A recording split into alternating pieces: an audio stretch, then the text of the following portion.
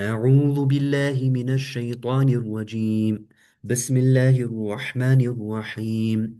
والضحى والليل إذا سجى ما ودعك ربك وما قلى وللآخرة خير لك من الأولى ولسوف يعطيك ربك فترضى ألم يجدك يتيما فآوى ووجدك ضالا فهدى ووجدك عائلا فأغنى فأما اليتيم فلا تقهر وأما السائل فلا تنهر وأما بنعمة ربك فحدث. صدق الله العلي العظيم. بسم الله الرحمن الرحيم. الحمد لله رب العالمين والصلاة والسلام على سيدنا ونبينا أبي القاسم المصطفى محمد، اللهم صل على محمد وعلى آل محمد وعلى آله الطيبين الطاهرين المعصومين، سيما بقية الله في الأرضين. رب اشرح لي صدري ويسر لي أمري واحلل عقدة من لساني يفقه قولي. Brothers and sisters, dear comrades, Assalamu alaikum wa rahmatullahi wa barakatuh. I pray that you're all well and safe and sound wherever you are throughout the world. And I welcome you to the month of Ramadan. And I just wanted to begin by reminding everybody that this really is the month of forgiveness. The most important element of the month of Ramadan is this idea of forgiveness, the idea that this is the month of reformation, the month where the Holy Prophet sallallahu alaihi wasallam says that if somebody's not forgiven in the month of Ramadan, which month can they possibly be forgiven in? You know, that's how important this month is when it comes to reformation. Now, when it comes to the idea of reformation, we think about lots of different things, and all of those things are very important. We should be reforming our salah, our reconnection with the Holy Quran, our forgiveness and tolerance of other people. We should be able to let go of past grudges and all of these kinds of akhlaqi issues. Extremely important. However, one part of that reformation that we often forget is the idea that we need to recognize the enemies of Imam Mahdi alayhi salam. Now, we've sent out this poll to see what you guys are most interested in, what you want this Ramadan's focus to be on. And we gave you a number of options. Now, the option that you guys chose was Mahdawiya. And I can't tell you how happy I am that the majority of you voted for Mahdawiya, because this shows your readiness and your eagerness to know what happens next. Because we're really living in an epic timeline. And as you can see, the developments that are taking place, they are all stepping stones. Today, I'm in an unusually good mood. I'm really, really happy because we're on the brink of war, guys. I mean, the all the ships are coming, and you know it's extremely exciting. There is this lingering doubt at the back of my mind that says nothing ever happens. But hey, maybe something really big is going to take place, and I'm sure everybody can feel that in their gut that something is happening. And for other people, this is very distressing. They Google it, they look at all the headlines, and they're like, oh no, everything's coming to a head. It's going to be awful. But for the believers, all of these things, while they might appear negative to most people, they're actually very positive for us. Because we know that before the end, there has to be a state of despair, a state where we feel like there is no hope. And slowly but surely, we are reaching that place. Now, the title for this Ramadan series is Mahdawiya, Heroes and Villains. So Sayyid is going to be dealing with the heroes. I'm going to be dealing with the villains. Now, when it comes to these villains, why is it so important for us to recognize them? Because if you don't recognize the villains, how are you going to recognize the heroes? I don't know how it is for many of you guys, but my personal journey actually began with recognizing the villains first. When I was living in the UK, I didn't know anything about Islam, about the Quran, Shia, Sunni, none of it really mattered much to me. But one thing that I did realize is that the system is run by an elite group of occultists, and they are, by definition, evil. And because I understood that, I needed to recognize who is fighting them. And when you look across the world, you try to look at some camp of resistance. Maybe you'll find somebody like the North Koreans. Maybe in South America, you'll see pockets of resistance. But out of all of them, outshining the rest, you'll find a group of Muslims, predominantly Shia Muslims. Subhanallah. And when you really look at Iran and the Islamic Republic and the Islamic Revolution, you should realize that, wow, this really is a stepping stone towards the dhuhur of Imam Mahdi alayhi salam. Otherwise, those in the resistance could have been of any religion and any madhab. And yet we find that they're Shia. So this is a sign for us. Now, when I wanted to analyze who these enemies of Imam Mahdi really are, so that we can recognize them and through it recognize what our stances should be, I started to make a list of those enemies. And the first ones on that list, of course, are the reptilians. I don't have to elaborate too much for you guys because I'm sure that you're following the Telegram channel and you know who I'm talking about when I say reptilians. The Holy Quran spells it out very, very clearly. It says, أعوذ بالله من الشيطان الرجيم بسم الله الرحمن الرحيم لتجدن أشد الناس عداوة للذين آمنوا اليهود والذين أشركوا. It says, you will certainly find the most intense in enmity to the believers to be the reptilians and those who associate others with Allah. And so throughout this series of lectures, I want you to take everything that I'm saying and relate it back to those reptilians because it all comes back to the reptilians. Okay? Now, the second one on the list, the second group of enemies that I could highlight was the Christians. Subhanallah. Now, the Christians is a bit more of a controversial subject, but I would like you to entertain this idea that while there are many positive verses in the Quran regarding the Christians, there are also many negative verses also. You look at the Battle of Tabuk, right? Towards the end of the mission of the Holy Prophet sallallahu alaihi wasallam, we see that there was this huge conflict between the Muslims and the Byzantines, i.e. the Christians. And during that time, you'll see that many verses which are related to munafiqeen, the hypocrites, were revealed. Why? Because facing the reptilians is easy. Facing the pagans or the polytheists is easy. They're very clear and evident enemies. But when it comes to the Christian enemies, you'll find that because there are certain verses that, for example, say that you'll see their eyes flooding with tears, or you'll see that they have humbleness, or they have monasticism. Because of those such verses and the nature of what Christians really are, it becomes more difficult to face them as enemies. Of course, we're not talking about the majority of Christians or all Christians, but a certain group of Christians, certainly. Okay. And we have to note that the Sufyani is going to come with a cross, a crucifix around his neck. Okay. So that's another group. Another group of enemies is the pagans themselves. And a subtle enemy also is the enemy within ourselves. And I'm not talking about a spiritual dimension here, so much as actually literally Muslims slash Shias who will be the worst of villains and enemies of Imam Mahdi alayhi salam. Now, all of these different groups which have been highlighted for us in the Quran have been highlighted so that we will be prepared for when the dhuhur takes place. Because there's many Shias, for example, who are assuming that Shias generally speaking, are going to follow the Imam, but that's not the truth.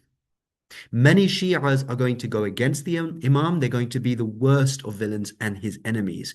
And unless we recognize that, we're going to think that the Imam is actually the Dajjal, God forbid. We're going to fall for a great deception. And the plants of that, the seeds of that deception have already been planted. Okay. And that's going to become more clear as we go forward. Now, today's lecture, though, might seem like a detour, but it's not a detour actually. It's hitting a nail on the head. And we really need to talk about this particular group of enemies and villains. This particular group, which I didn't even think of putting on the list. But today I opened the Quran and subhanallah, Allah revealed something and he was like, you need to talk about this. It is an enemy that is everywhere around us. It's in the streets, it's in our homes, it's possibly even in our technologies. This enemy is very specific. It is highlighted for us in the Quran, and we really need to talk about it, not just in terms of revealing who those enemies are or exposing that particular enemy, but also so that you will be prepared and not afraid in your confrontation regarding them. Before we actually open up this subject and I reveal to you what this final enemy on the list is, I would like you all to recite a loud and boisterous salawat ala Muhammad wa ali Muhammad wherever you are.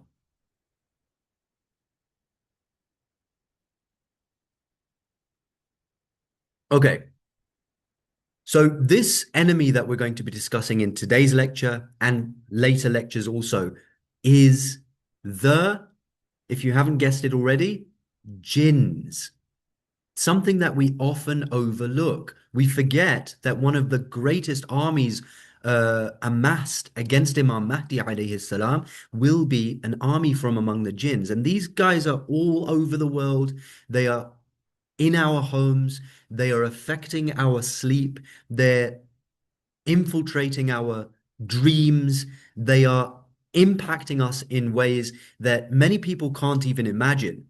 And just to show you how relevant this is to the subject of Mahdawiya, Sayyid mentioned in the previous lecture how there's actually a literal false Mahdi now sitting in the UK. And this is like how deviant British Shiaism has actually become. People think that, the British Shiaism issue was only a small issue. No, it's not. It's a terrible issue. It is misleading so many people across the world. Those people who were actually supposed to be the ones who were servants of the Mahdi are actually being warped into the worst of his enemies. Now, that particular fake Mahdi, who if you want to look it up, he goes by the name of Ahmed al-Hassan.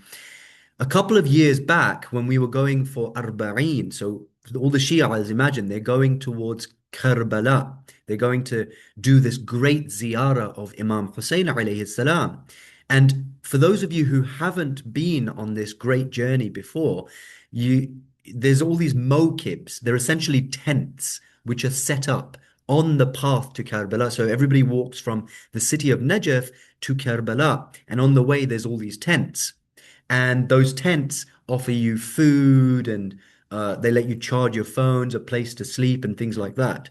And so what happens is it's a great opportunity for those people to express their love for Imam Hussein alayhi salam, and they actually attract the pilgrims. One of those tents belonged to that fake Mahdi. And youths, some of the youths even from Iran and other places, they were going into that tent and coming out absolutely enamored, believing that they've seen the Mahdi now. And there were actually soldiers, Iranian soldiers, who were standing outside and they were stopping youths from entering. And the way that this works is that if you are interested, you're going to go to this person, either online or in person, right? You're going to meet with one of their acolytes. And they're going to tell you you're now going to be visited by the quote unquote Mahdi in your dream. Okay. And the amazing thing about this is when people walk away, they are actually visited in their dream by somebody who they believe to be the Mahdi. And they wake up and they think, I have figured out who the Mahdi is. And they completely fall for this tremendous satanic trap.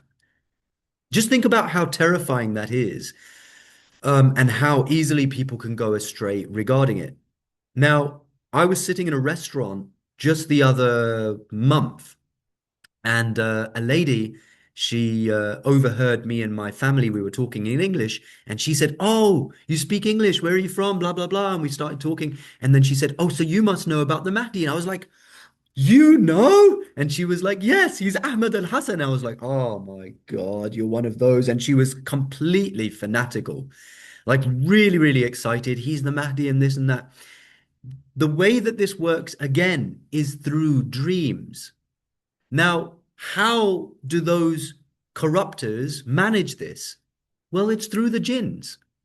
There's no simpler way to do it, or no simpler way to actually elaborate on how they're actually doing this.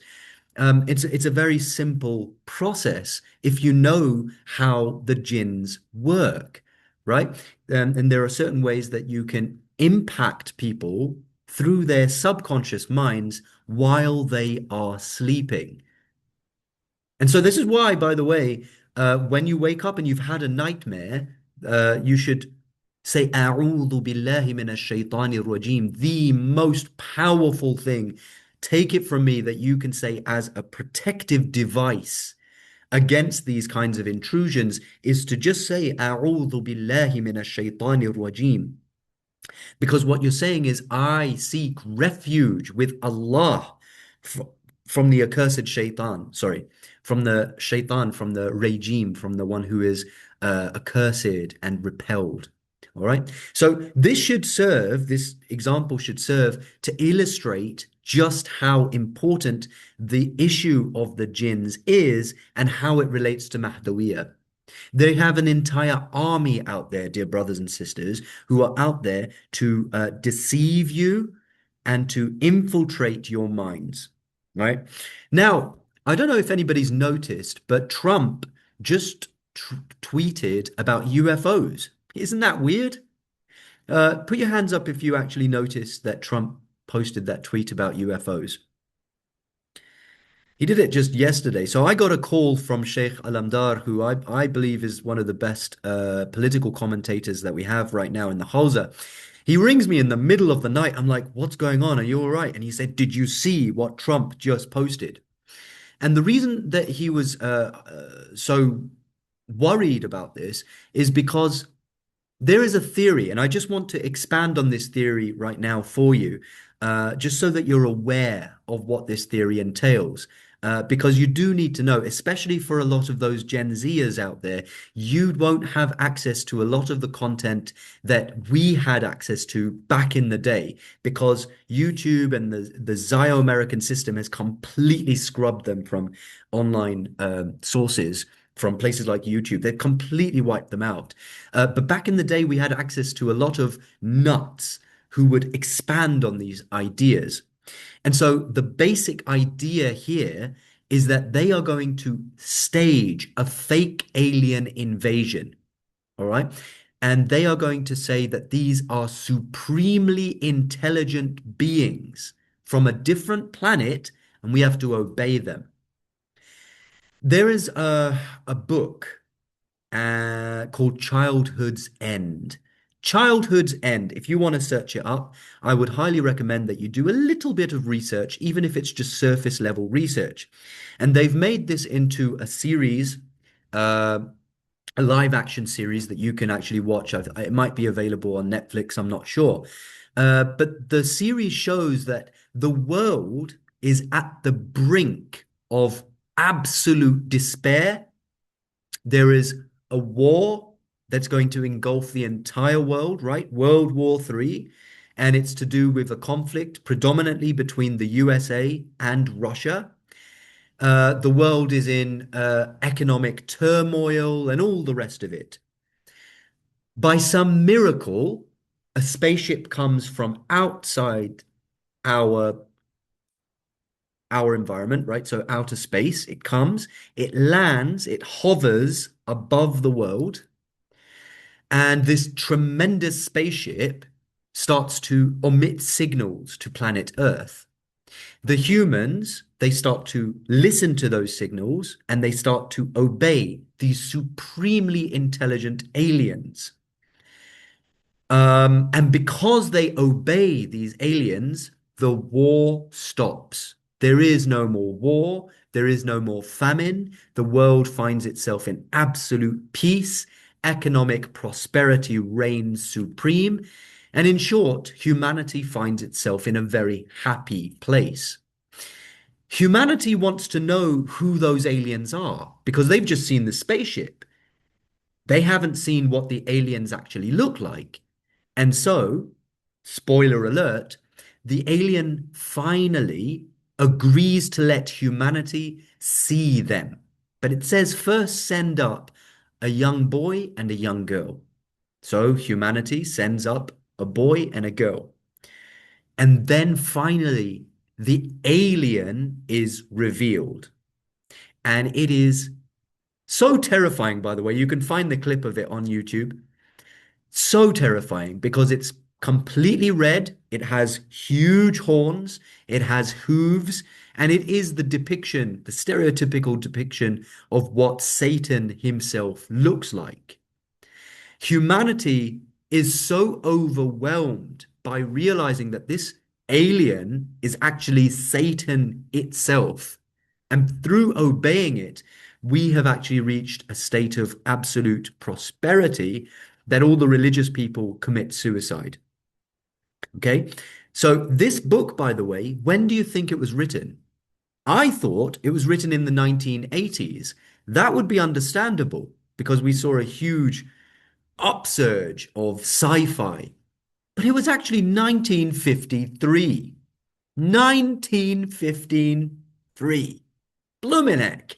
They have been planning this for a long time. And if you Google right now, Childhood's End, you'll see that on the cover of the book, you won't see a spaceship or a stereotypical alien. No, you will see nothing but one big eye.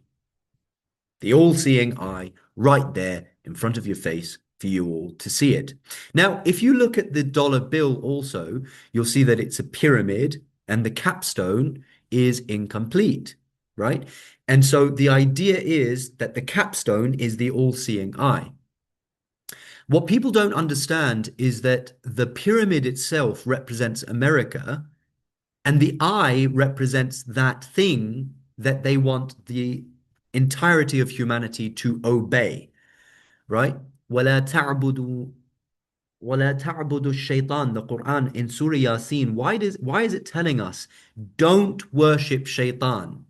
Ta'bud, don't worship. It's often translated as worship, but it actually means obedience or servitude. Don't obey the shaitan. It's as simple as that.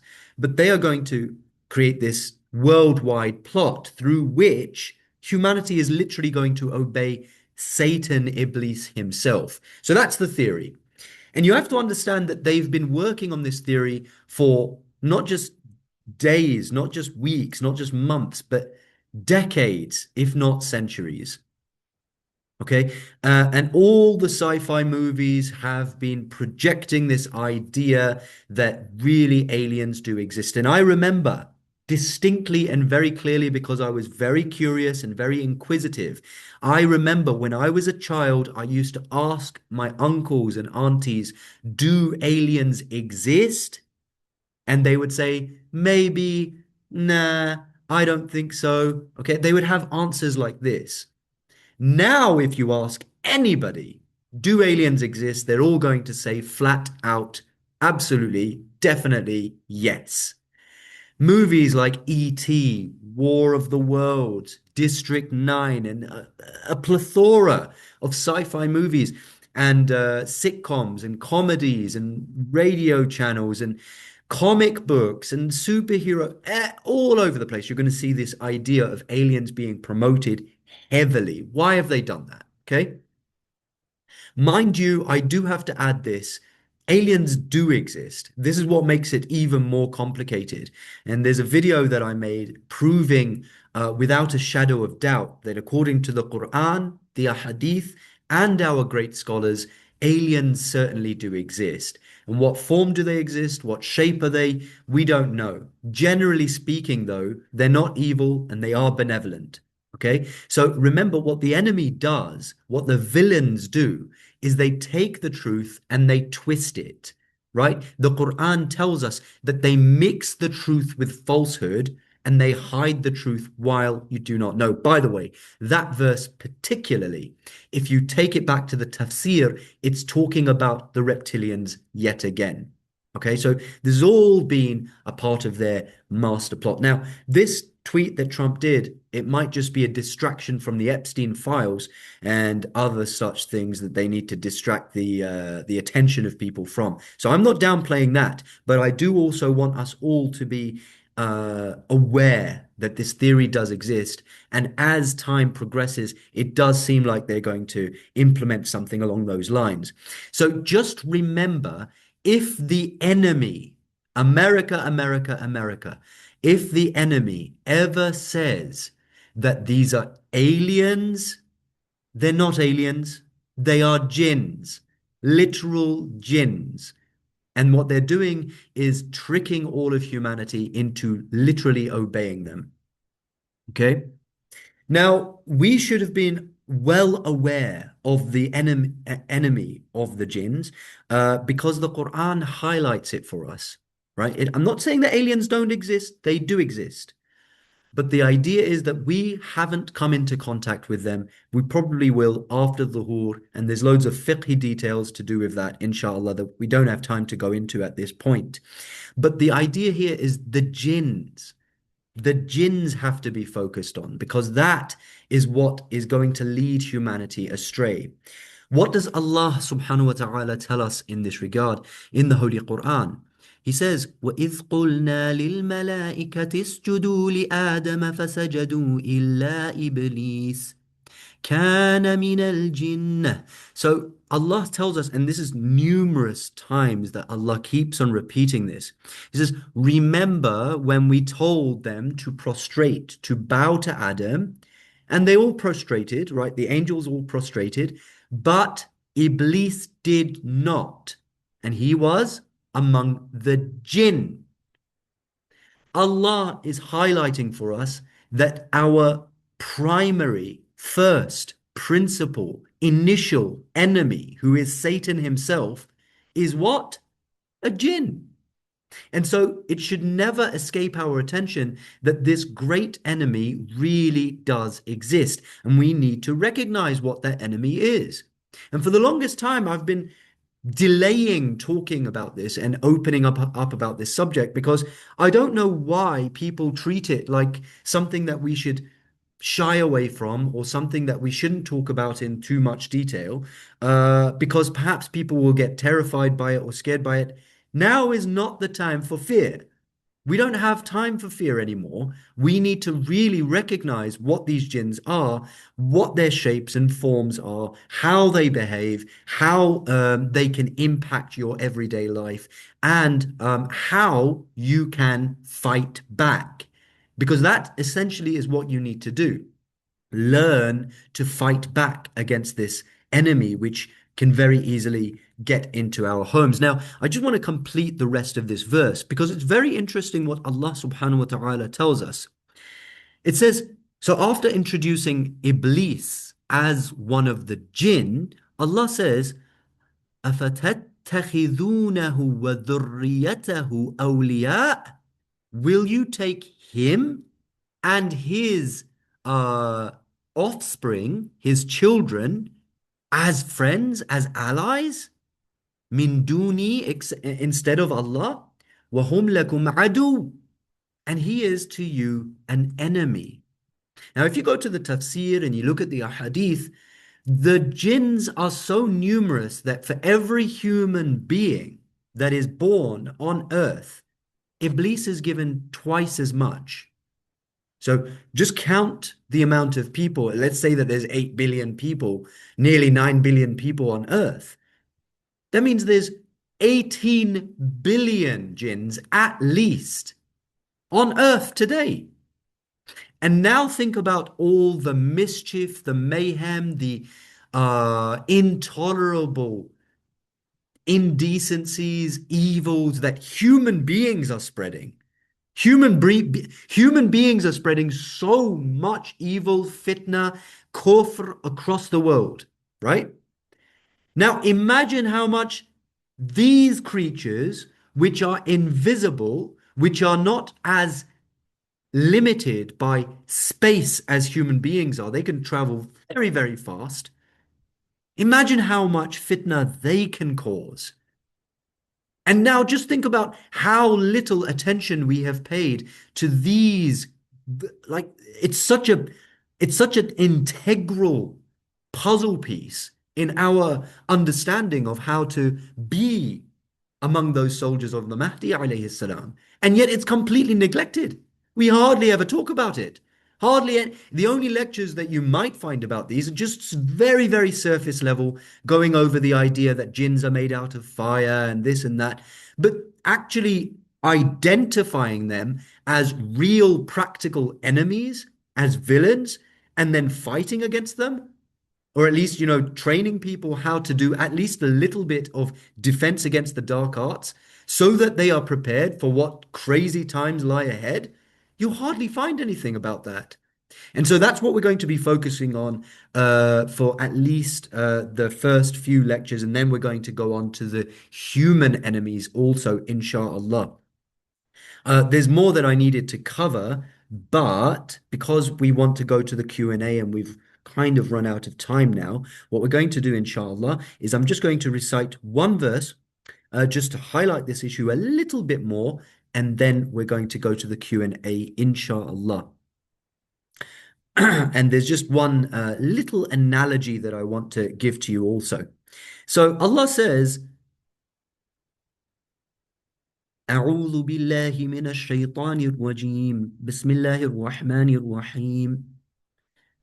Okay, just check out this verse.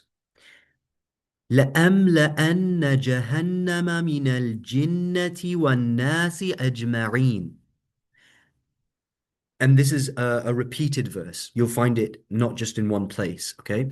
Allah is saying, we are certainly going to fill hell with the humans and the jinn. A lot of the verses of the Quran, they're not just addressing us, they're actually addressing the jinn also. And just like it's a duty for us to read the Quran, contemplate over the Quran, and to reach conclusions, divine conclusions using the Quran, the jinns were supposed to do that too. And because they didn't, many of them have gone astray, and many of them are now leading human beings astray in turn. This is what the verse is actually telling us. It's implying to us, look, this hellfire that we keep on warning you about, it's not just for you, O humankind, it's for the jinns also. And so we're all just co-inhabiting this vast planet, this earth, and one of us is completely oblivious to the other.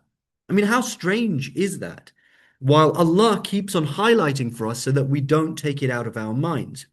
And the analogy that I wanted to give to you is the analogy of the human mind, the brain. So I just quickly looked it up. How many neurons do you think that you have in your brain?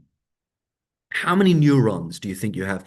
Just very quickly, neurons, what are they? They're basically like telephone lines. They're like receivers. They receive and pass on messages. Okay. Think about them as these kind of long lines in your head. How many of those do you think you have in your brain? The number I got was 86,000. No. 86 million. No. 86 billion. 86 billion neurons. Now, each of those neurons, they have a certain number of synapses. Now, you might have seen this in kind of animations where there's like electrical sparks going off. And this is essentially whenever the brain makes a new connection, a new thought, a new idea, this kind of spark of energy takes place and it's connecting those neurons. It's like connecting the dots. Now, how many synapses do you think each neuron has? It has about 1,000 to 10,000 synapses. So 1,000 to 10,000 synapses multiplied by 86 billion neurons. That's what's happening in your brain. And that's what the potential of your mind actually is. And I was just discussing this just before we started the lectures with Sayed. And we were saying how the only thing that you can create literally an infinite brainstorm regarding or an infinite mind map regarding is the Holy Quran. Now, how many of us are actually doing that? When we're reading the Quran, are we making those connections? Because that's what the Quran is actually trying to make you do. Make all these vast connections so that you can understand the interrelatedness of everything that we see happening around us. And you'll notice this in your cousins, in your relatives who are not as aligned to our thinking of Mahdawiya. They're just not making connections. They see one thing happening, like Trump saying that UFOs, and they just think, oh, it's just an isolated issue. They see the mainstream media and they think, oh, yeah, that's just an isolated issue. They see sci-fi, it's just an isolated issue. They see different things occurring in the news, it's just isolated. They're not connecting all of these dots and understanding how they are all connected. And because they're not doing that, and thereby recognizing the villains who are masterminding the entire plan, they're just not going to be ready for the Mahdi alayhi salam. And it's tragic. It's absolutely tragic. The final verse that I want to leave you with, before we go to the Q&A, inshallah, is this. Now, as we're reciting, inshallah, try to make those synapses spark in your mind and make you understand just how many connections there are. The Holy Quran, it says, the people in the hellfire, they're going to cry out. What are they going to say? أعوذ بالله من الشيطان الرجيم وقالوا لو كنا نسمع أو نعقل ما كنا في أصحاب السعير. They're going to say, if only we had been listening or using our intellects, then we wouldn't have ended up in the fire of hell.